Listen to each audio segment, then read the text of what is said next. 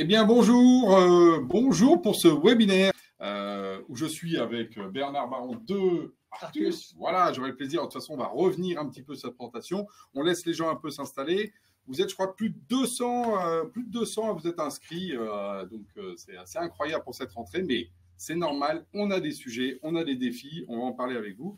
Donc, ce que je vous propose, c'est un petit peu de vous dire un peu ce qui nous attend dans cette matinée très compacte. On va être ensemble de 9h30 à 10h30, donc c'est vraiment très compact. Et puis ensuite, de manière à ce que vous puissiez repartir avec toutes les bonnes solutions pour avancer et lancer votre rentrée. Alors, sans plus attendre, je vais partager justement la présentation qu'on va faire avec Bernard, mais également tous les autres éléments. Je vais présenter tout ce qu'on va faire par la suite. Voilà. Alors, tac. Normalement, voilà. Voilà, est-ce que sur le live, on voit bien les choses? Voilà, voilà. C'est bon, c'est bon. Après, est-ce que je peux... Voilà. Alors, tchac. Oh là là, il défile, il défile. Il est très sensible. Donc, cette rentrée 2025, voilà, on va être ensemble donc, pendant plus d'une heure pour optimiser justement la communication interne, les questions autour du digital et avec évidemment l'IA. L'IA qui a été quand même un élément qui a venu bousculer l'agenda digital sur ces 18 derniers mois et pour lequel aujourd'hui il commence à y avoir des solutions. Et donc, l'idée, c'est justement de transmettre aussi ce savoir-là. Et vous verrez avec Arctus qu'on a effectivement des éléments à vous donner pour que vous puissiez faire ça au mieux. Ça se fera en 3 temps, ce webinaire. Premier temps, on va parler justement de la transformation de la communication interne avec l'IA, des tendances. On verra avec Bernard qu'on fait un gros travail là-dessus. La deuxième chose, c'est voir comment effectivement on peut booster en fait un intranet avec l'IA, parce que quand on fait la rencontre entre la com interne et l'IA, effectivement, la question c'est qu'est-ce qu'on peut en faire concrètement. Et puis, il y aura une troisième séquence qui sera autour des défis, des 5 enjeux métiers autour de la com interne, des défis qui sont très actuel, très rentrée 2024, pour vous donner justement là aussi des pistes de réflexion, de mise en action. Voilà, c'est la rentrée, c'est le moment des bonnes justement résolutions pour réussir en tant que professionnel. Alors, j'ai le plaisir, je vous l'ai déjà dit, parce que je suis tellement content que ce soit là, d'être avec Bernard Baron d'Arctus. Merci de ton invitation. Alors, on est quand même régulièrement invité par Jamespot pour venir présenter les résultats de nos observatoires. Mais parce qu'ils sont très bons, ces observatoires. Je crois que tout à l'heure, on donnera les liens pour aller les télécharger. Il y a justement beaucoup de matière. Moi, je m'en inspire beaucoup. Donc, évidemment, j'aime partager. Je le partage avec vous. Donc, ça sera la première séquence. On sera tous les deux sur cette partie-là. Ensuite, Benoît... non, il y aura d'abord une démo justement avec Guillaume et Antoine autour des solutions pour vous montrer concrètement et aller justement dans tout simplement qu'est-ce qu'on peut en faire concrètement.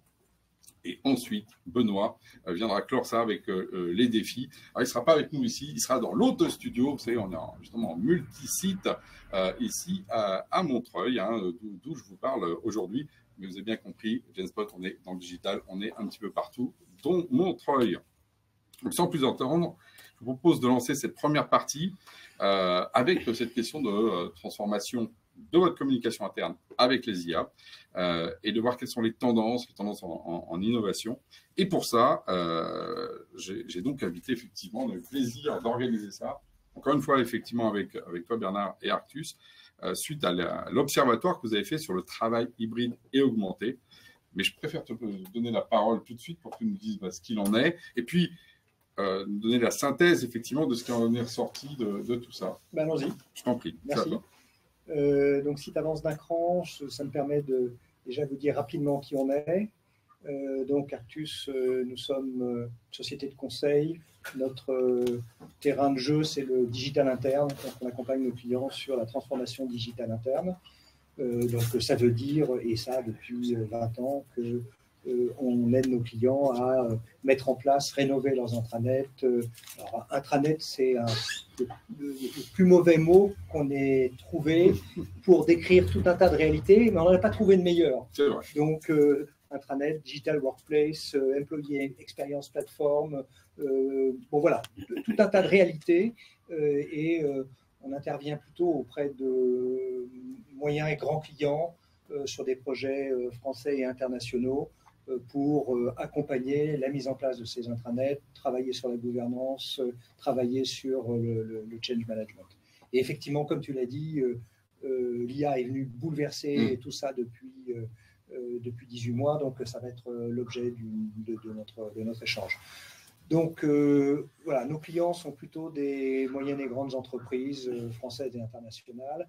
Et donc on va pouvoir rentrer dans le vif du sujet. On a, dans les métiers d'Arcus, on fait de l'assistance à maîtrise d'ouvrage d'un côté, et puis de l'autre côté, on fait des études. Et donc, depuis le début des années 2000, on s'est intéressé à ce qui se passait autour de l'intranet. Alors, je pense que la première version de notre observatoire remonte à 99. Donc là, les réponses, elles n'étaient pas automatisées. Je pense qu'il y avait 30 répondants et c'était plutôt du dialogue avec nos interlocuteurs. Donc là, beaucoup d'eau a coulé. On a une année sur deux un observatoire qui traite de l'intranet et de la communication digitale. Et l'autre fois, on traite du travail hybride. Et cette année, on a rajouté une nouvelle dimension qui est le travail hybride et augmenté, parce que le travail hybride, c'est nos équipes sont réparties géographiquement, et l'IA fait que maintenant nos équipes sont plus nombreuses, pas forcément seulement avec des collaborateurs. Nos observatoires, régulièrement, on a entre 500 et 800 répondants, mais ça représente à peu près 6 à 9 millions d'utilisateurs. Et ce qui est intéressant, c'est que ce qui en ressort, c'est ce que vous nous dites, ce que nos utilisateurs ont dit, et non pas ce que les marketing des éditeurs, beaucoup de respect pour les éditeurs et leur marketing, mais il n'empêche, ça nous intéresse d'avoir la parole des utilisateurs. Donc voilà, ce dont on va parler ce matin, c'est les réponses qui ont été fournies par des entreprises qui sont représentatives des secteurs d'activité. Donc on voit, je crois qu'on a 55% dans le service, 20% dans l'industrie et 25% dans le public. Donc industrie et public, ça c'est très clair. Et puis en fait, pour simplifier notre représentation, on a dit que tout le reste, c'était des services, même si la réalité sectorielle est un tout petit peu plus compliquée que ça. Bon, alors, donc, du coup, on leur a posé des questions autour du travail hybride. Et dans ces questions, on avait un volet sur l'IA. Et donc, voilà, nous, notre conviction, c'est que l'IA générative, c'est une nouvelle dimension de l'hybridation du travail. On se pose plein de questions, ou plus exactement, on nous pose plein de questions, mais est-ce que ça va remplacer des collaborateurs, est-ce que ça change le contenu de nos postes, etc. Donc voilà, alors donc du coup, on a commencé par poser des questions simples. Et la première question qu'on a posée, c'est, vous en êtes où? Vous en êtes où sur le déploiement des outils d'IA générative? Et donc, on a fait quelques propositions. Donc, les propositions, c'est est-ce que vous utilisez l'IA générative pour faire de la recherche étendue, de la traduction, des assistants bureautiques, de la génération de texte? Donc, voilà, on a un ensemble de propositions et le graphique est un tout petit peu chargé à lire, mais concentrons-nous sur les pastilles vertes qui correspondent à ce qui est déjà déployé et vert foncé à ce qui est en cours de déploiement. Et donc voilà, on nous a répondu, la recherche augmentée, 33%, c'est déjà déployé chez nous ou en cours de déploiement. En deux, la traduction, c'est 21 plus 11, 32%. Les assistants bureautiques, c'est-à-dire principalement copilote, parce que c'est l'offre qui est aujourd'hui disponible, c'est 27%. Donc, voilà ce qui est déployé dans les entreprises. Donc, si tu avances d'un petit cran, donc on a fait le calcul pour vous. Et ce qui est frappant, c'est que ce qui est déployé dans les entreprises, c'est l'IA générative est déployée dans les entreprises au maximum à 33%. Et quand c'est à 33%, c'est pour faire de la recherche augmentée. Donc voilà, premier enseignement. Donc voilà, je te dis, Alain, en 1, la recherche, traduction, en 2, la traduction, les outils bureautiques, la génération de texte. Toi, ta vision, à la fois de la part de tes utilisateurs et clients et de la part de ton département marketing, tu réagis comment? Est-ce que ça correspond à la vision que tu as sur le marché? C'est intéressant parce que c'est complètement aligné avec ce qu'aujourd'hui, effectivement, attendent les clients. Les clients, parce qu'il y a aussi une question de compréhension autour de l'IA, hein, parce qu'effectivement, c'est un sujet compliqué. Ce qui ressort en premier, c'est comme toi, c'est l'action de la recherche, c'est ce que les clients nous ont demandé. En fait, cette capacité, finalement, de dépasser le moteur de recherche traditionnel. Pas forcément avoir des chatbots de conversation, mais au moins un chatbot qui répond de manière précise sur un contenu. Ça, c'est vraiment quelque chose que les clients comprennent, maîtrisent, et d'une certaine manière, c'est un désir de leurs utilisateurs comme des clients. Hein, donc là, et souvent, quand on parle de déploiement, on parle de marketing de l'offre, c'est quand effectivement ceux qui déploient des systèmes, mais ceux aussi qui les utilisent, donc les utilisateurs finaux, se rencontrent. Et c'est là où, en général, qu'il y a justement l'usage. Donc, c'est ce qui ressort. Sur la question aussi sur la production de contenu, et là, je voudrais plutôt c'est effectivement cette peur que tu dis, c'est pour la com interne, oui d'accord, je vais produire du contenu avec l'intelligence artificielle, mais quid de mon job dans ces cas-là, où je me mets dans la chaîne de valeur, va-t-il un peu me remplacer? C'est toujours un peu sous-jacent quand même. Et puis quand même une question sur la sécurité des données, mais ça on y reviendra. Alors, juste une réaction, donc ce n'était pas dans cet observatoire, mais dans le précédent, on avait établi les facteurs clés de succès des intranets. Et dans des facteurs clés de succès, on avait montré une corrélation très nette entre le nombre de formats éditoriaux utilisés dans un intranet et le niveau de satisfaction des utilisateurs. Premier élément. Deuxième élément, on avait établi que les intranets étaient d'autant plus fréquentés que les contributeurs étaient répartis dans les métiers.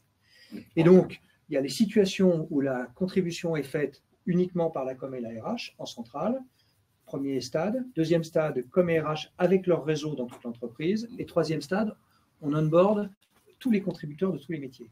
L'IA en génération de contenu, elle permet de résoudre, d'aborder cette demande. Et donc, de façon assez simple, je peux accroître mon réseau de contributeurs parce que je vais aider, guider et un tout petit peu homogénéiser la production des contenus qui vont être fournis par tous les contributeurs métiers. Et donc, du coup, instantanément, non pas je remplace des gens à la com, mais je fais de leur intranet un accélérateur de la communication, de l'alignement, de l'engagement des collaborateurs. Donc, effectivement, il y a une crainte, mais derrière, il y a… Très intéressant comme piste, hein, et la peur de la page blanche. Alors, et une deuxième remarque qu'on nous a faite, on fait un certain nombre de POC chez nos clients, et parce que la réponse numéro 1, c'est on a mis en place de la recherche augmentée. Et donc, le fantasme, c'est de dire j'ai 200 000 documents ou j'ai 2 millions de documents et maintenant je mets de l'IA et ça va me produire la connaissance de l'entreprise.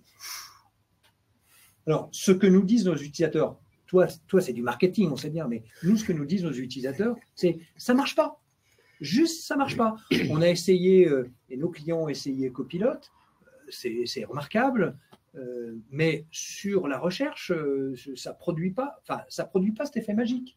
Du coup, la démarche qu'on voit commencer à se mettre en place, c'est non pas je vais traiter la grande quantité des informations contenues par mon système d'information, mais je vais isoler des éléments très réduit en termes de quantité, mais avec une très forte valeur ajoutée en termes de qualité d'information.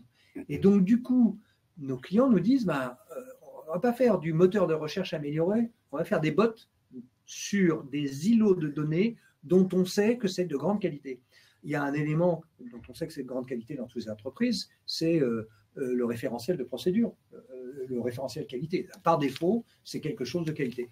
Donc, on peut se dire que le premier bot ou le deuxième ou le troisième que je vais mettre en place, c'est le référentiel qualité. Il y a un autre élément, c'est tout le référentiel RH, parce que le référentiel RH, il est réglementaire, donc il est réglementaire plus l'adaptation en entreprise, donc c'est un endroit sur lequel je peux peut-être obtenir des résultats très intéressants, et en particulier dans les grands groupes, les directions RH qui ont des paquets de collaborateurs qui répondent toujours aux mêmes questions. Alors, comment je fais pour calculer mon solde de RTT? Tout ça, j'ai ça dans mon référentiel. Si j'ai un bot je vais avoir les réponses. Donc ça, c'est l'efficacité de la recherche. Et puis si j'ai un bot, j'ai un LLM devant, ça veut dire que ma recherche, elle peut être faite dans n'importe quelle langue, par n'importe quel de mes collaborateurs, n'importe où dans le monde. Donc voilà, c'est juste la recherche, c'est vraiment l'élément numéro 1. Eh bien, écoute, je plus sois. Bon, ça tombe bien. On a posé la question de, mais comment est utilisée l'IA générative dans votre fonction? Et là, première réponse, c'est convergent. Trouver de l'information et des réponses, créer, reformuler, synthétiser, donc ça, la génération de contenu, stimuler et enrichir le travail créatif, accélérer le travail d'analyse, automatiser les tâches administratives, produire des synthèses de réunions. Et donc, on voit que la somme de tout ça, parce que ce n'était pas des réponses exclusives, on pouvait donner plusieurs réponses, la somme de tout ça, ça fait 70% de gens qui disent « j'utilise l'IA ». Plus précisément, si on regarde la réponse « aucune utilisation » 30%, ça veut dire 70% des gens utilisent l'IA. Voilà, on a un premier choc, c'est que 33% des répondants disent, ou plutôt les répondants disent à 33% on a déployé l'IA, et ils nous disent en même temps à 70% on l'utilise. Donc là, on a un shadow IA qui s'est déployé dans les entreprises. Donc, évidemment, il faut prendre plein de précautions pour y aller, mais il n'empêche que nos utilisateurs et vos utilisateurs n'ont pas attendu, n'attendront pas. Et donc, si on dit, attention, il faut bien sécuriser, ben, vos utilisateurs, ils vont faire du chat GPT dans lequel ils vont mettre vos contrats, vos documents de recherche, parce qu'on a besoin de productivité. Et voilà, c'est le premier élément, deuxième élément qui nous a vraiment frappé, c'est 33%, c'est pas mal pour un déploiement sur une technologie super récente, mais 70% d'usage, ça veut dire qu'il faut aller vite dans la mise en place de solutions. Alors, je ne sais pas, est-ce que tu constates aussi moi, ce que je dis tout simplement, c'est qu'effectivement, la question, c'est qu'il faut trouver la bonne accélération de déploiement technologique maîtrisée. Parce que sinon, effectivement, ça se fait à l'extérieur. Et maîtriser, ça veut dire aussi sur des sets de données dans lesquels il n'y a pas de fuite de données. Parce que c'est vraiment ça le problème principal, comme tu dis, contrat. Donc, il faut que les données soient utilisées par quelqu'un qui respecte, d'un point de vue à la fois souverain et respecte l'intégrité des données du client. Et ça, c'est clair que je pense que ceux qui ne le font pas, ils auront des déconvenus. Mais tes chiffres sont extrêmement clairs là-dessus. Il y a du shadow IA de manière massive. Voilà. Et d'ailleurs, les gens ne le disent pas forcément parce qu'aujourd'hui, il n'y a pas encore, en France en tout cas, le fait de dire « Ah, j'utilise l'IA, je suis quelqu'un de bien ». On peut pas. Il y a un petit côté, je reste un tricheur à utiliser une machine, un peu comme quand on était à l'école. Et c'est quelque chose de sociologique, moi, que j'ai un peu constaté. Quand on creuse, les gens disent « Oui, moi, je l'ai fait, mais bon, je ne le dis pas forcément en réunion ». Alors que je pense qu'il va falloir dire, à un moment donné, origine contrôlée, ça a été fait par l'IA, il va falloir assumer ce qui vient de l'IA ou pas. Et je pense que le déploiement dans les technologies d'intranet, on va dire, officielles, participera de ça. Évidemment, c'est ce que nous, on s'emploie. Alors, on a posé la question de quelles sont les actions mises en place. En fait, la question, c'est quelles sont vos modalités d'accompagnement du changement. Donc là, on trouve les outils très classiques, des webinars, de la documentation, de la formation à distance, de la formation présentielle, des communautés d'échange, des réseaux d'ambassadeurs, du support et de l'outline. Donc voilà, là, on est sur de l'approche assez classique de l'accompagnement au changement. Alors, webinar, présentation, ce que nous ont monté dans nos observatoires, c'est toujours une première phase de quantitatif, et puis après, on a une 50aine d'interviews et on rencontre des clients emblématiques ou des fonctions emblématiques qui nous racontent, cette fois-ci en détail, comment ils ont fait. Et ce qu'on voit, c'est que une des premières préoccupations, c'est de dire qu'il faut qu'on acculture les collaborateurs. On acculture les collaborateurs, ça c'est important pour la masse. Et puis, il faut qu'on acculture nos directions en général, donc nos COMEX. Ça, c'est très important parce que c'est eux qui débloquent les budgets. Et donc, cette acculturation, c'est démythifier, lever les craintes, identifier les leviers et puis prendre position. C'est-à-dire, nous, notre ADN, c'est quoi? On attend quoi de nos collaborateurs? On leur permet de travailler ou on les encourage à travailler comment. Et donc voilà, il y a une action d'accompagnement du changement qui est importante pour déjà préparer le terrain et expliquer quelles sont les limites de l'éthique. Ça veut dire quoi partir d'un résultat produit par l'IA, faut-il l'annoncer, ne pas l'annoncer, etc. Donc voilà, la gestion du changement, elle s'est déployée sous ces différentes formes. Alors, donc nous, on aime travailler sur la matière, le change et la gouvernance. Donc, on se pose toujours la question, et on pose toujours la question à nos correspondants sur mais qui pilote tout ça? Y a-t-il un pilote dans l'avion? Qui pilote tout ça? Et donc, on a interrogé sur le pilotage sur les projets de transformation concernant le travail hybride, la transformation managériale et l'IA générative. Et donc, on voit que l'IA générative, puisque c'est notre sujet d'aujourd'hui, ben, le pilote est extrêmement réparti. Alors, soit il est réparti sur une action organisée de répartition de la responsabilité, ou c'est pour l'instant, c'est les gens qui se sentent investis par le sujet, qui sont motivés, qui l'ont pris à bras le corps. Donc, on voit les premiers qui se sont investis sur le sujet, c'est les DSI. Et en général, quand on a fait nos interviews qualitatives, on nous a dit c'est les DSI, mais plutôt sur une position défensive. C'est soit comment je verrouille et interdis l'accès, soit au contraire, comment j'ouvre l'accès, mais en étant certain que mes données ne partent pas à l'extérieur. Donc c'est pour ça qu'on a vu des grands groupes industriels annoncer qu'ils avaient fait leur chat GPT, puisque c'était comme ça que c'était appelé. On a fait notre chat GPT maison.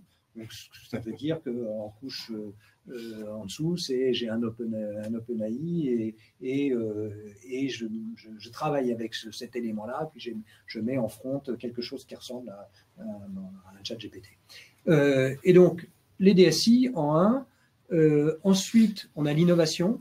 On l'a vu dans les motivations, c'est stimuler la créativité. Donc, j'ai l'innovation en 2 avec 14%. J'ai 14% les gens de la transformation digitale, même s'ils ne sont pas super nombreux dans les entreprises, mais là, en tout cas, ils sont bien référencés pour participer au pilotage de la mise en place de l'IA générative. Les directions générales, seulement 13%, donc ils arrivent en 4e position. Et puis, 6% la communication. Alors, la communication, on les adore parce que dans nos métiers de communication interne, nos interlocuteurs, c'est la communication. Et là, sur ces sujets-là, ils se sont pas mobilisés, ils ne se sont pas investis. Et ça nous intéresse, soit en tant qu'éditeur et nous en tant que conseil, parce que ce sont nos interlocuteurs pour nos intranets. Et donc, il faut qu'on arrive à les faire monter à bord, à les embarquer. C'est d'ailleurs une des raisons pour lesquelles on fait, par exemple, ce webinaire aussi aujourd'hui, pour leur donner aussi toutes ces pistes. Alors, question prospective, comment ça va se passer dans les 2 années qui viennent? Alors, on a tous les deux une lecture un tout petit peu différente de ce résultat. Nous, on dit, on nous a répondu, pas d'usage anticipé à 16% et une place ponctuelle à 21%, ça fait 37%. Donc, nous, on dit, il y a 63% des gens qui sont sûrs qu'ils vont faire un usage régulier de l'IA dans les 2 ans. Voilà. Et toi, tu n'as pas tout à fait la même lecture, tu as une lecture plus nuancée? C'est-à-dire que quand on lit la question de la place récurrent pour des usages ponctuels, il y a cette idée ponctuel, spécifique. Qu'on met un peu à l'écart, sachant que je pense que l'IA va être déployée de manière massive et généraliste sur tous les métiers. Donc le spécifique, pour moi, reste encore un rapport défensif, alors qu'en fait, je pense que les IA vont être nos compagnons, comme on va dire les outils bureautiques ou le mail est devenu notre compagnon pour tout. Et on ne dit pas j'envoie des mails de manière spécifique. Non, j'envoie des mails pour tout, si on prend la séquence. Donc moi, je pense que le terme spécifique renvoie quand même encore à une forme de truc défensif, même si effectivement les usages après, comme chaque mail est spécifique. On n'écrit pas le même mail 20 fois par jour, on écrit des mails différents.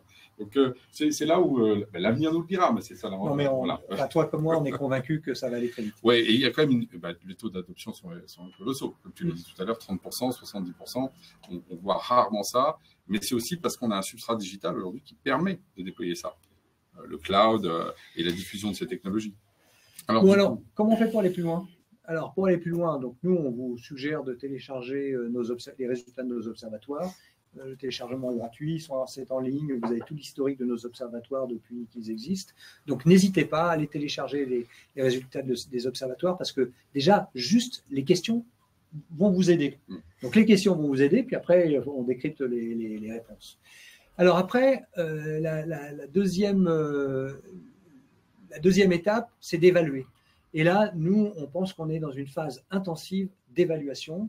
On n'est pour l'instant pas encore à un état où on peut passer dans une démarche industrielle. Et donc, ce que nos clients nous demandent, c'est faire des POC. Le premier qui est demandé, c'est des POC autour des bots. Donc, voilà notre suggestion. Alors, concernant les bots, je crois qu'il y a une offre James Scott. Oui, nous, on a une offre qui s'appelle Mr. Smith, qui est un bot effectivement spécifique sur du contenu de qualité et effectivement avec une approche POC. C'est pour ça aussi qu'on est vraiment content de faire ça ensemble parce qu'on a la même idée de proposer justement à nos clients de démarrer d'abord par ça, accompagner justement avec une vue sur le métier que vous apportez. Donc, il y a vraiment cette complémentarité et dans cette idée de démythifier, c'est essayer tout simplement. Souvent, et puis voir comment ça va se comporter, évaluer, et là, c'est tout le travail que vous faites là-dessus. Alors, ce qui est très intéressant dans l'approche techno qui est proposée par James Spot, c'est que on est capable de faire des POC qui sont complètement isolés, c'est-à-dire vous proposez du bac à sable. Donc, comment ça se passe concrètement? On essaye de faire un premier atelier de qualification pour dire quels sont les domaines sur lesquels vous avez un caillou dans la chaussure de la recherche augmentée. Donc, on a parlé des procédures qualité, de l'onboarding, du RH, etc. Mais il faut aller regarder dans les métiers parce que c'est ça qui est le plus intéressant au point de vue de retour sur investissement. Et donc, l'idée, c'est qu'une fois qu'on a trouvé le thème, on identifie un jeu de documents, au moins d'une centaine de documents, et puis on les met dans votre bac à sable. Vous montez le bot, évidemment, qui permet de faire des interrogations dans toutes les langues, et on se pose des questions, et on peut avoir quelquefois des surprises, c'est-à-dire, nous, on pense que c'est vraiment l'orientation numéro 1 vers laquelle on va aller, mais quand même concrètement, on va voir qu'il y a des choses qui marchent très très bien, et puis il y a des choses qui ne marchent pas bien du tout. Alors, on vous donne un exemple.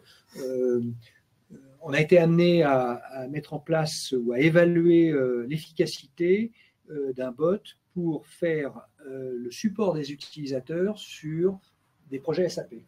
Donc, j'ai des guides utilisateurs SAP, et je me dis, je suis dans une entreprise internationale et je me dis, le support sur l'utilisation de SAP, je vais le faire au travers d'un bot.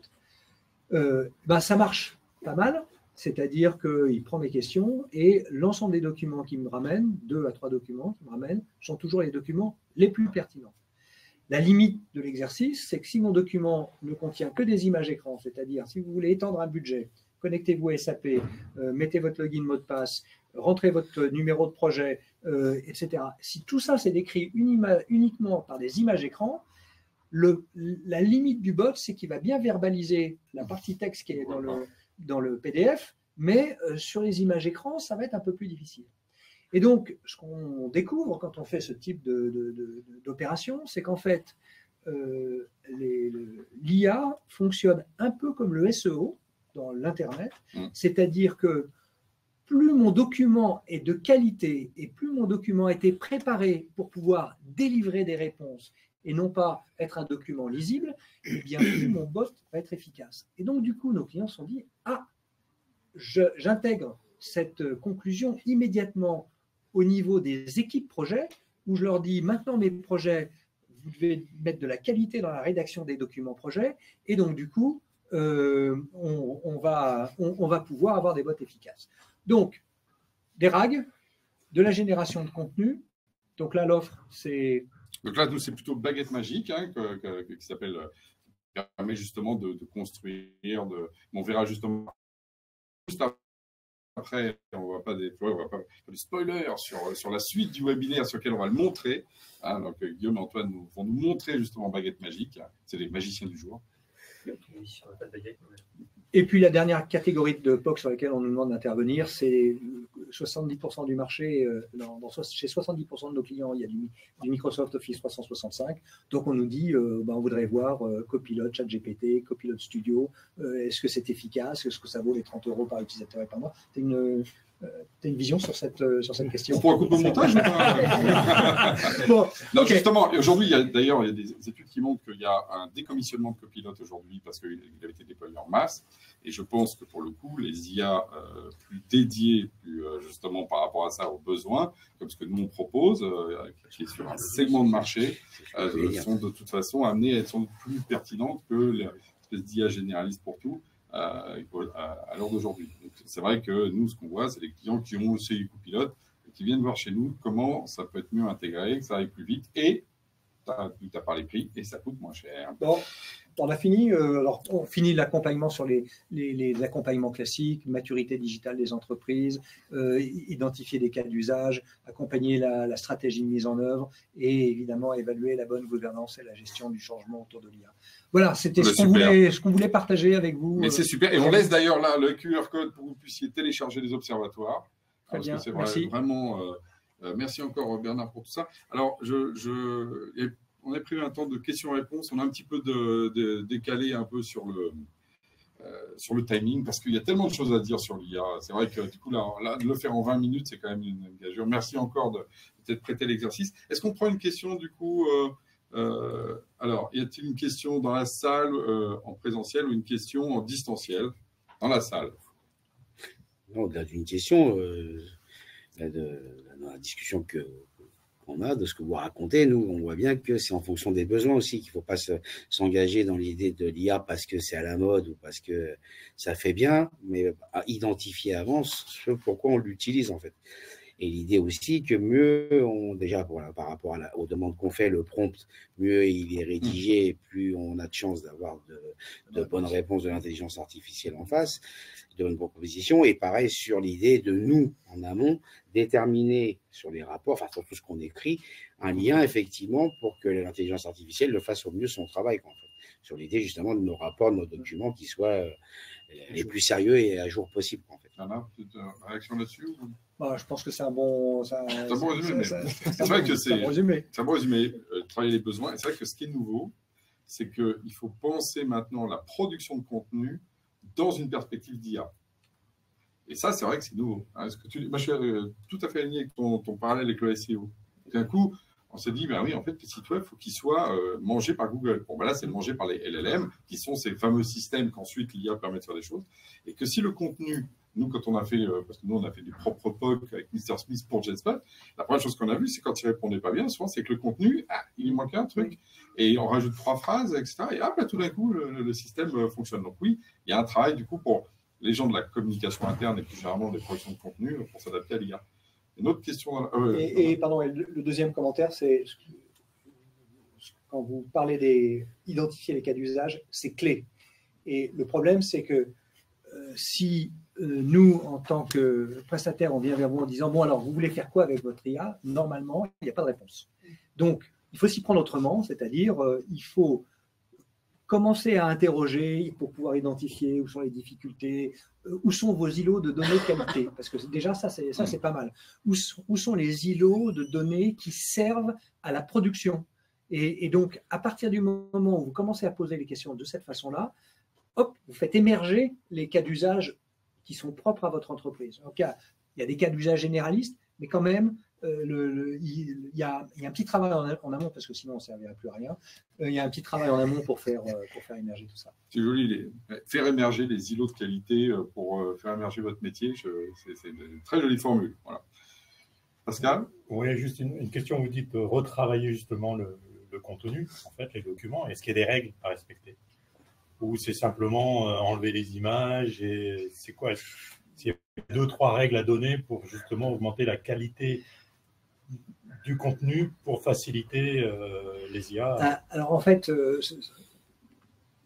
faut pas que ça devienne artificiel. En fait, il faut produire des documents de qualité. Mais on a besoin de produire on aurait besoin de produire des documents de qualité en toute situation. Et donc, on revient à cette notion. Mon document, il doit être structuré. Les contenus doivent être plutôt en rapport avec la tête de chapitre ou le titre du document ou du paragraphe. Et donc, il faut revenir à cette capacité à rédiger correctement, à structurer nos documents. Et on sait que le bénéfice de ça, c'est que ça va nous permettre de partager nos connaissances. Parce que ça, c'est un vrai sujet. Et là où moi je trouve que dans l'exemple passé, il y a aussi une question de bouclage, que moi j'utilise aussi pour ça, c'est qu'on peut demander aussi à l'IA de restructurer un contenu pour justement qu'il soit plus lisible, plus structuré. Donc il faut voir aussi que ce n'est pas qu'en amont, où ça va être des humains qui vont écrire pour les IA, mais les IA aussi restructurent pour elles-mêmes. Voilà. Et que ça fait partie aussi des éléments de qualité. Et c'est peut-être ce qui fait la puissance de cette technologie, c'est qu'elle est comme nous, cybernétique, bouclée. Elle est capable de progrès, y compris avec elle-même. Parce que normalement, les autres technologies sont linéaires. Garbage in, garbage out. Là, on peut progresser dans la production comme dans la consommation avec la même technologie. Donc, ça fait un cycle. Et au milieu de ce cycle, il y a l'humain qui est là pour dire ça c'est bien, ça je prends, ça j'améliore. C'est comme ça qu'on aura une double productivité. Donc, les docs qui sont mal écrits peuvent être aussi réécrits par l'IA et non pas par nous. C'est peut-être ça qui peut être un peu disruptif. Je suis sûr qu'il y aurait plein d'autres questions, mais on va passer à la deuxième partie, le timing, c'était prévu. Merci encore. Mais c'était un plaisir. Et on va passer donc à la deuxième partie pour montrer un intranet boosté à l'IA et on va appeler deux magiciens qui vont prendre notre place, Guillaume et Antoine, voilà, sous vos applaudissements.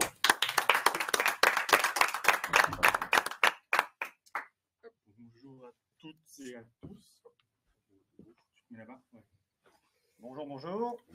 Alors, ça ne va pas durer longtemps, vous en faites pas. Le but, c'est effectivement de pouvoir vous présenter concrètement comment on utilise l'IA, comment, au moins chez nous, chez Jamespot, comment on a mis l'IA au profit de notre plateforme et de nos usagers. Comme on l'a dit, nous aussi, quand on discute avec certains interlocuteurs, l'IA, c'est dans toutes les bouches. Par contre, comment est-ce que vous l'utilisez ? On ne sait pas trop. Guidez-nous, dites-nous. Et il faut que ça puisse être pertinent et surtout, il faut que ça puisse être utilisé par les différentes parties prenantes. Alors, on est en train de se connecter. Juste le temps de vous partager l'écran.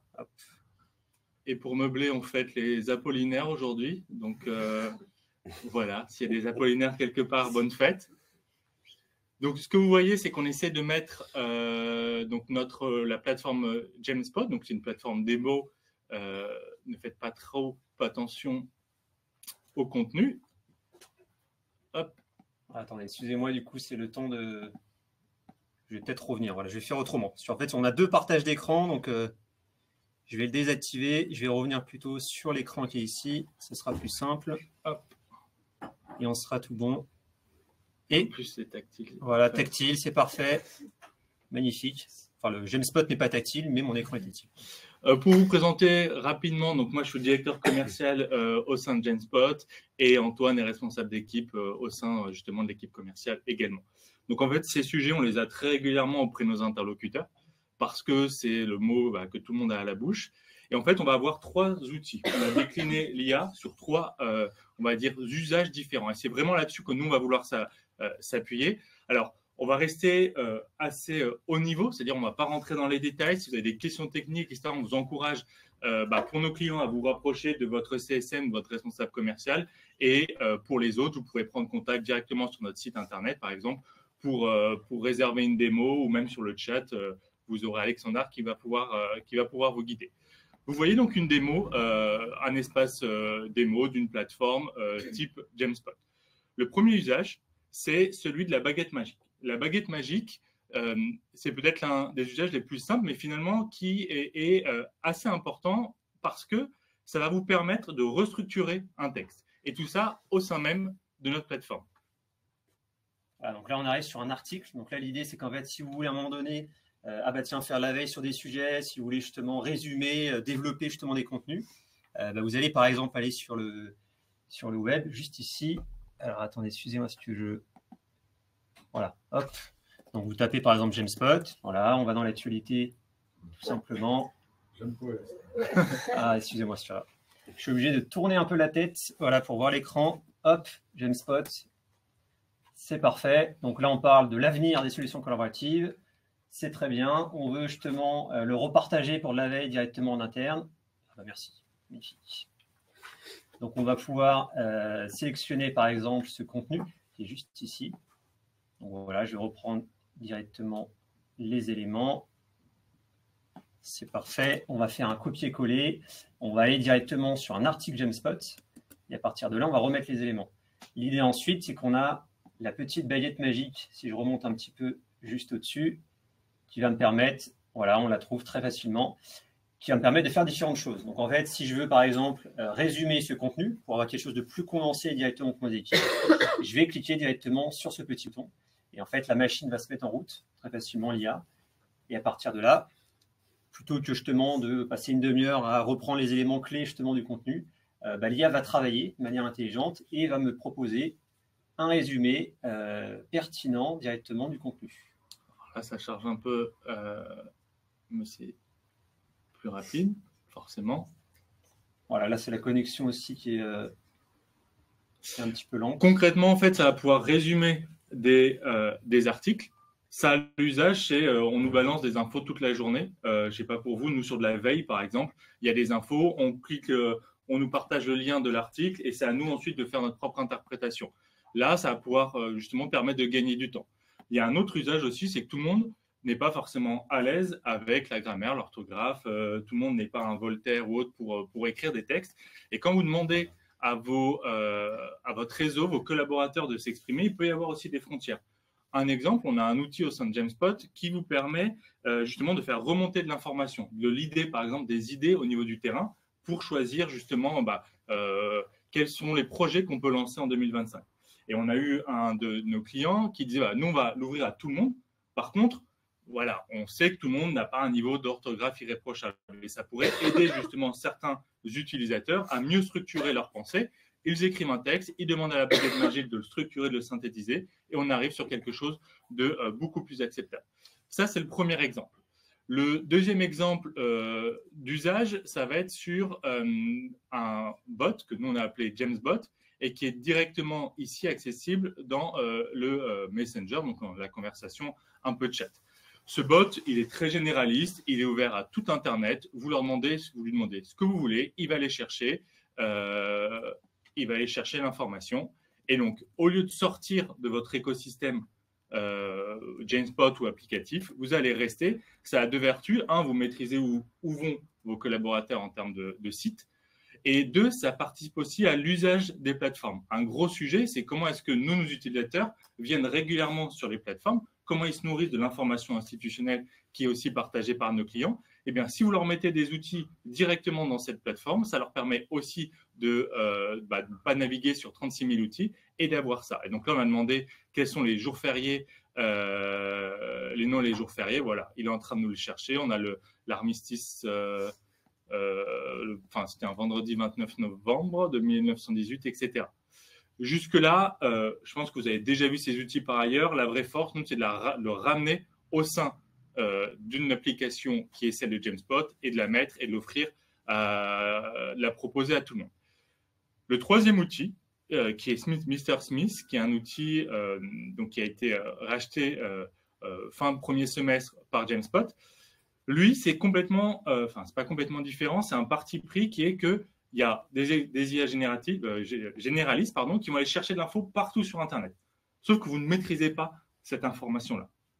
Beaucoup de nos interlocuteurs nous disent « Oui, mais moi, je n'ai pas envie qu'ils me racontent n'importe quoi. Quand je lui pose une question de métier, je n'ai pas envie qu'ils me disent le taux de disponibilité d'une plateforme, quel est le taux de disponibilité de la plateforme de Microsoft quand je suis Jamspot. » Et donc, Mr. Smith a comme force d'aller chercher l'information au sein des documents que vous lui avez transmis.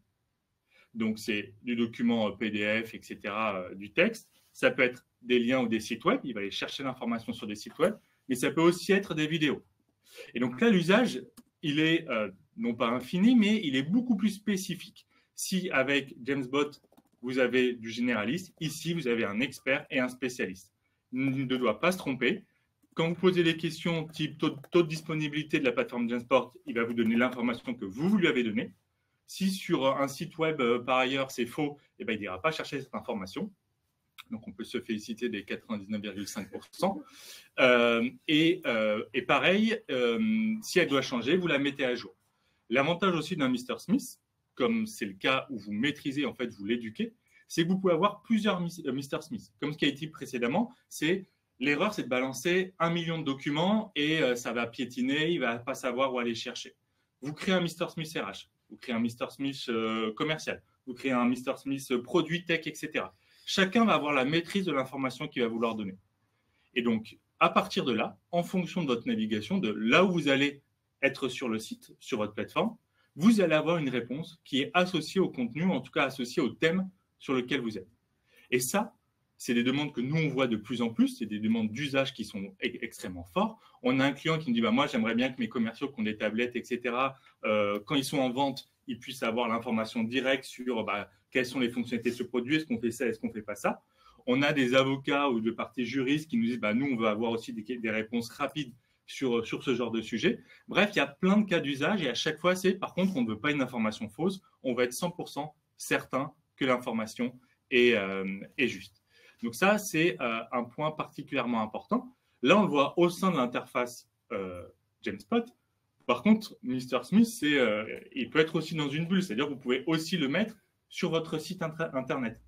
Et donc, dans ce cas, quand vous avez des utilisateurs qui viennent se renseigner sur vos produits ou les collectivités, les heures d'ouverture, les démarches administratives, etc., ils peuvent être renseignés, Mr. Smith peut faire gagner du temps et surtout, ça a une information qui sera juste vérifiée et dont vous maîtrisez et que vous ne maîtrisez pas.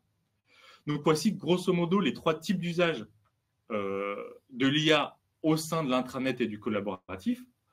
On a décidé, donc, pour rappel, comment est-ce qu'on améliore des textes, on les résume et qu'on redonne un peu de pouvoir éditorial à ceux qui sont peut-être un peu plus faibles là-dessus.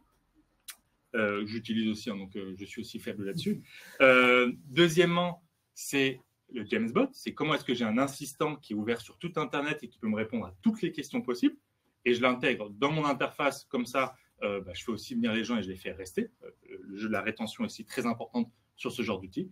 Et enfin, on a un outil expert que vous avez nourri, votre petit enfant que vous avez élevé, que vous avez éduqué, etc., et qui ne doit dire que ce que vous voulez qu'il dise. On peut très bien s'attendre à moins quand il ne sait pas, qu'il sache et qu'il puisse dire « je ne sais pas » plutôt que de dire des bêtises. Voilà aujourd'hui, en tout cas, les 3 gros cas d'usage qu'on applique. Alors, l'IA en est qu'aux prémices de cette révolution. Forcément, de nouveaux usages vont naître. Mais en tout cas, c'est les plus importants et les plus demandés, nous, de notre côté. Voilà. Donc, comme on est un peu serré sur le temps, on ne va pas forcément prendre des questions maintenant. Mais par contre, on est ravis d'avoir les échanges avec vous. Donc, le plus simple, c'est notre site web. Vous pouvez aller sur demande de démo où vous avez une petite bulle en bas et vous avez un chat et on va pouvoir vous répondre pour planifier un échange. Sinon, pour nos clients, vous avez aux interlocuteurs classiques. Voilà. Partez pas, il y a Benoît qui prend la suite. Donc, on continue là-dessus. Et puis, merci de nous avoir écoutés. On espère que les usages sont un peu plus clairs pour vous. Merci à tous. Merci bien. Alors, bonjour à tous. J'ai le plaisir de vous retrouver pour ce qui est la dernière partie de cette première édition des Digital Morning. J'espère que vous avez apprécié le programme jusqu'ici. Donc, j'ai la lourde tâche maintenant de clôturer ce bel événement et on souhaitait clôturer justement cet événement avec, on va dire, une petite surprise liée à la rentrée de septembre. Vous donner en fait des contenus qui vont vous permettre d'améliorer vos performances sur pas moins de 6 enjeux métiers. Et je vous propose d'attaquer tout de suite. Alors, quelle forme ça va prendre ? Déjà, on va revenir un petit peu à la genèse de la chose. On s'est dit chez GenSpot, bon, la rentrée de septembre arrive et on se rend compte que véritablement, il y a énormément de thématiques, il y a énormément de sujets en fait auxquels les professionnels maintenant doivent traiter. Pêle-mêle, on a la cybersécurité. On sait qu'on a de plus en plus d'entreprises et pas seulement des grands comptes, mais également des PME qui sont sujettes à des attaques de hackers. On a le travail hybride qui même si il est aujourd'hui largement adopté par les organisations, quand même présente quand même pas mal d'enjeux et surtout de défis, notamment en termes de communication. Et on a bien sûr, on y reviendra, l'incontournable intelligence artificielle. On en a parlé déjà ce matin avec nos différents experts. L'IA, voilà, c'est comment je fais, ça suscite beaucoup de peur, de crainte, mais en même temps, il y a des opportunités à saisir. Voilà, comment est-ce qu'on fait pour gérer tout ça? Donc, beaucoup de sujets à traiter pour les organisations. Et on s'est dit, la rentrée de septembre, voilà, nous, on veut donner les clés de lecture et partager notre expertise aux organisations. Mais en septembre, les organisations et les professionnels, pour faire simple, ils ont autre chose à faire. Hein. Je pense que vous le savez très bien. On doit reprendre les sujets qu'on a laissés en suspens pendant les vacances d'été. On a de nouveaux projets à lancer pour clôturer l'année et on doit même commencer à réfléchir à préparer l'année suivante. Donc c'est voilà, on a tout sauf le temps, c'est pas les projets, les chantiers qui manquent. Donc on s'est dit pour vous simplifier la vie qu'on allait vous partager des packs de contenu pour préparer justement votre entreprise et pouvoir véritablement rentrer dans ces sujets, pouvoir en comprendre un petit peu les tenants et les aboutissants et pouvoir saisir les différentes opportunités qui y sont liées. Les packs, parlons-en directement. Alors, les packs, combien il y en a? À quoi ça ressemble? Qu'est-ce que je vais trouver à l'intérieur? C'est intéressant tout ça, mais bon. Vous allez avoir 6 packs. 6 packs de contenu. Chaque pack correspond à une thématique, à un enjeu. Je vais vous les présenter dans quelques minutes. Et les packs ont toutes la même structure. Tous. C'est-à-dire que vous n'allez pas avoir plus ou moins de contenu en fonction de je télécharge le pack A, le pack B, le pack C. Vous allez avoir à chaque fois le même nombre de contenus et les contenus en question, les voici. Vous allez retrouver dans chacun des packs un e-book, une checklist, une vidéo et une infographie. L'idée derrière ça, c'est déjà de vous donner les contenus, encore une fois, qui vont vous servir à comprendre ces thématiques. On ne voulait pas non plus vous abreuver en contenu. L'essentiel n'était pas de vous donner 30 contenus à consommer. Hein. C'était pas le but. Là, avec ces 4 contenus-là, l'objectif qu'on voulait, c'était vraiment de vous donner des contenus qui soient, on va dire, faciles à consommer, qui soient accessibles et que vous puissiez aussi les transmettre à vos collaborateurs pour voilà, capitaliser sur la connaissance, échanger avec eux sur ces différents sujets. Vous noterez que vous avez quand même un e-book dans chacun des packs. Donc un e-book, c'est quand même un livre numérique d'une dizaine de pages, donc qui est un petit peu plus costaud à consommer. Ça, c'est pour celles et ceux d'entre vous qui aimeraient vraiment creuser le sujet, voilà, vraiment tout savoir sur la thématique. Vous avez l'occasion de le faire avec l'e-book. Maintenant que tout est clair là-dessus, au niveau des packs, de pourquoi est-ce qu'on les a fait, etc., je vous propose d'attaquer directement pack par pack, de quoi est-ce que ça parle et quels sont les enjeux de chacun des packs de contenu.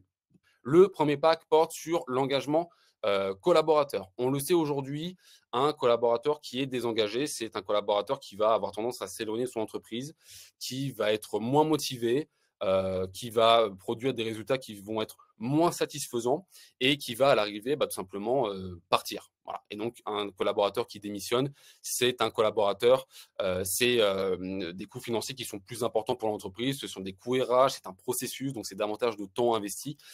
Donc ça, c'est un problème. L'engagement collaborateur, il est vraiment indispensable aujourd'hui à la productivité des équipes. Donc tout l'enjeu de ce pack-là, ça va être de vous donner les clés pour, d'une part, favoriser des échanges clairs et précis entre vos collaborateurs pour renforcer le sentiment d'appartenance et l'engagement de chacun de vos employés. Ça va être également de fixer des objectifs précis pour que chaque collaborateur puisse en fait comprendre quelle est la valeur qu'il apporte à l'organisation. Et c'est de manière plus globale pour votre entreprise de favoriser une culture de la collaboration, de la transparence et de l'inclusion. On va le voir aussi dans un des packs suivants, la culture d'entreprise, elle a pris une importance capitale depuis la crise sanitaire de 2020 et depuis l'instauration du travail hybride, mais on y reviendra plus tard.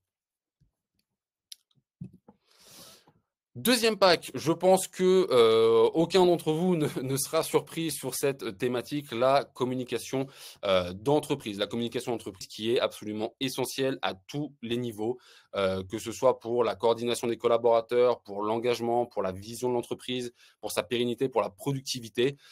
Communiquer de manière efficace, c'est absolument essentiel. On sait aujourd'hui que beaucoup d'organisations rencontrent des problèmes de transmission d'informations. Voilà, il y a trop d'outils. Comment est-ce que je fais pour que mes collaborateurs reçoivent les bons messages? Comment est-ce que je fais pour qu'elles soient alignées sur justement la prise d'informations? Et pour tout l'enjeu, ça va être d'éviter la frustration de vos collaborateurs. J'ai pas d'informations sur mon entreprise, j'ai pas d'informations sur sa vision, j'ai pas d'informations non plus sur mes besoins métiers. Donc à partir de ce moment-là, on a créé ce pack pour vous permettre à la fois de simplifier votre communication, donc vous donner les clés pour savoir comment utiliser des canaux de communication qui sont à la fois clairs et accessibles pour tous vos collaborateurs. Ça veut dire également optimiser les process, donc éliminer les malentendus en clarifiant les attentes et les objectifs pour vos collaborateurs, donc que vos équipes en fait puissent savoir ce que vous attendez d'elles. Et évidemment, assurer le même niveau d'information pour tous vos collaborateurs dans des outils adaptés. Est-ce qu'au niveau du son, tout va bien? Vous m'entendez toujours? Je veux être sûr. Où trouverons-nous ces packs? Nathalie, je vous les partage. Je vous partage le lien pour aller les télécharger juste après. Je ne l'ai pas précisé, évidemment. On prendra alors 1 ou 2 minutes, vu qu'on a pris un petit peu de retard à cause des problèmes techniques. N'hésitez pas à poser vos questions, évidemment, dans le chat, comme vous le faites depuis tout à l'heure. C'est merveilleux, on entend tout, Hervé. Bah, écoutez, j'en suis le premier heureux. On attaque le troisième pack de contenu, la structuration des informations. Vaste sujet. Donc, la structuration des informations, c'est un pack qui est en lien évidemment avec la communication d'entreprise, qui consiste à trouver en fait la clé pour partager les bonnes informations au bon endroit pour les bonnes personnes. Aujourd'hui, on a beaucoup trop de collaborateurs qui n'arrivent pas à trouver les informations dont ils ont besoin pour leur métier. On a tous vécu ça. Où est-ce que je peux trouver le document? Ah oui, je l'ai, mais ah non, c'est pas le bon document. Je l'ai trouvé, mais non, en fait, il n'est pas mis à jour. Voilà, donc les collaborateurs et les équipes passent beaucoup trop de temps aujourd'hui à chercher des informations dont elles ont besoin pour leur métier. Vous rajoutez à ça aussi la question des outils. Si vous utilisez plusieurs outils de communication, c'est un enfer. Et des informations qu'on a du mal à trouver, ça crée de la frustration et c'est surtout une perte de temps et d'engagement pour vos collaborateurs. Donc, l'idée de ce pack, c'est de vous donner les clés pour centraliser toutes vos données, toutes vos informations dans des outils adaptés. C'est de vous partager les conseils et les bonnes pratiques pour que vous puissiez ensuite centraliser, structurer et hiérarchiser vos informations. Parce qu'avoir les bons outils, c'est bien, mais il faut ensuite savoir comment, où est-ce que je partage telle information. Est-ce que cette information elle est plutôt corporate, donc pour toute l'organisation? Est-ce que cette information et cette donnée, elle va être plutôt pour telle équipe ou pour un collaborateur? Donc voilà, c'est la communication à plusieurs, ce que j'appelle la communication à plusieurs étages, pour vous permettre de structurer tout ça et vous assurer que les collaborateurs puissent savoir en fait où aller chercher les informations. Donc la structuration des informations, voilà, on centralise tout ça, on évite de tout disperser dans des outils à droite à gauche, c'est très important. On attaque le quatrième pack, le pack sécurité et hébergement. Donc vous le savez, c'est la cybersécurité qui est aujourd'hui un sujet véritablement incontournable. On l'a vu d'ailleurs notamment pendant les Jeux Olympiques. Hein, c'était une des craintes. Hein, voilà, est-ce que combien de cyberattaques on va avoir droit? Aujourd'hui, les attaques de hackers. Les hackers ciblent de plus en plus les données des organisations et je l'ai dit en préambule, pas seulement des grands comptes. Il ne faut absolument pas s'imaginer que c'est les entreprises de plusieurs milliers de collaborateurs qui sont visées, pas du tout. On a aujourd'hui un nombre toujours plus important de PME qui sont attaquées et c'est dévastateur. C'est dévastateur puisque c'est la statistique qu'on vous a mise dans la présentation. 60% des PME qui sont victimes de cyberattaques ferment leurs portes dans les 6 mois à cause de leur incapacité à faire face aux pertes financières et de confiance des clients. Donc c'est la double peine. Non seulement vous perdez des données qui sont absolument essentielles, c'est des pertes financières qui sont très très importantes pour vous et votre entreprise, et en plus vous perdez la confiance de vos clients et de vos partenaires. Donc voilà, en l'espace de 6 mois, c'est plié. Donc la cybersécurité, on utilise aujourd'hui de plus en plus d'outils numériques. La cybersécurité, du coup, ça en fait un enjeu véritablement essentiel. Donc l'idée de ce pack, c'est de vous donner les clés pour justement comprendre en fait quelles sont les mesures de sécurité qui sont incontournables, quels sont les outils que vous pouvez utiliser pour centraliser l'activité de votre organisation et comment également sensibiliser vos collaborateurs à ce sujet-là, puisque on le rappelle tout le temps chez GenSpot, sensibiliser les collaborateurs aux enjeux de la cybersécurité et leur donner les bonnes pratiques et uniformiser, on va dire, les normes de sécurité, c'est rajouter une couche de protection supplémentaire pour votre organisation. C'est ce que Pascal, notre RSSI que je salue, nous répète sans cesse. Et il a bien raison. Quelle heure il est? On a dépassé 10h35, on accélère un petit peu. Alors, ensuite, la communication dans le métavers. Alors, c'est plus exactement la communication au niveau du travail hybride. Le constat est assez simple. Je pense que vous êtes nombreux à y faire face aujourd'hui. Le travail hybride, c'est le mode d'organisation, c'est le mode de travail qui est le plus adapté aujourd'hui. Donc, ce mix entre présentiel et distanciel.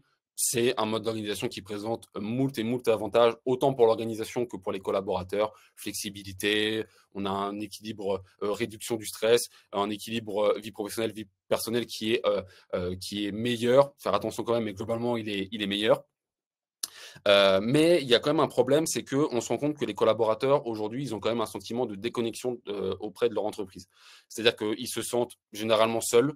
Ils n'ont pas forcément accès aux bonnes informations et au niveau des entreprises de manière générale, on a un peu une dissonance au niveau de la communication entre les personnes qui sont en présentiel et les personnes qui sont en distanciel. Donc voilà, là on retrouve cette problématique de communication. Comment est-ce que je fais pour aligner ma communication à l'ère du travail hybride?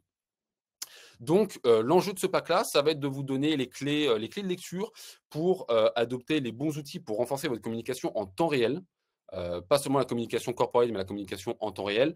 Mettre en place les rituels collectifs pour favoriser les échanges entre collaborateurs et aussi et surtout replacer votre culture d'entreprise au centre de votre communication. On a énormément d'entreprises qui aujourd'hui nous disent « j'ai les outils pour communiquer ».